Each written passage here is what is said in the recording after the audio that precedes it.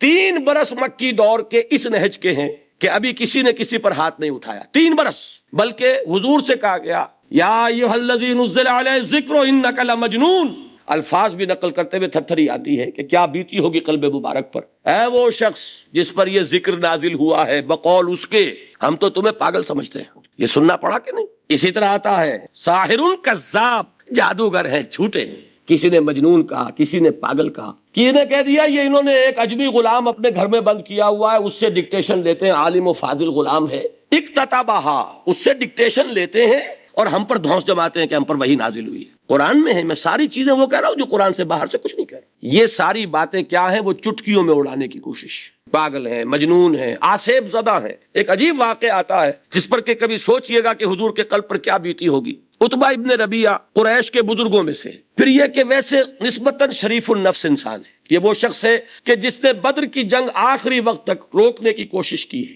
کہ یہ خونریزی نہ ہو۔ یہ وہ شخص ہے کہ ایک مرتبہ حضور کے پاس آتا ہے، بھتیجے، اب چونکہ بزرگ ہے تو حضور سے خطاب کر رہا ہے بھتیجے کی حیثیت سے، بھتیجے دیکھو اگر واقعی تم پر کوئی بدرو آ گئی ہے، کوئی آسیب کا سایہ ہو گیا تو مجھے بتا دو، میرے بہت سے عاملوں سے تعلقات ہیں، میں کسی سے علاج کرا دوں۔ کیا بیتی ہوگی حضور پر؟ وہ جو قلب کے اوپر کیفیات بیتتی تھی وہ ہے در حقیقت جس میں دلجوئی کے لیے وہ آیات نازل ہوئی ہیں جو سورہ نون میں ہے، نون والقلم وما یسطرون ما انت بنعمت ربک بمجنون وان لک لاجرا غیر ممنون وانک لعلی خلق عظیم فستبصر ویبصرون بایکم المفتون۔ اے نبی آپ ملول نہ ہو، غمگین نہ ہو، آپ ان کے کہنے سے کوئی پاگل تھوڑی بن جائیں گے، آپ تو اخلاق کی بلندیوں پر فائز ہیں، کوئی ایسا بھی کسی نے دیکھا ہے پاگل آج تک؟ اور یہ چند دن کی بات ہے، آنکھیں کھل جائیں گی، دنیا دیکھ لے گی کہ کس کی مت ماری گئی تھی، آیا ابو جہل کی اور ابو لہب کی، یا خدا نہ خواستہ محمد الرسول اللہ کی۔ آپ بھی دیکھ لیں گے، دنیا بھی دیکھ لے گی کہ کس کی عقل ماری گئی۔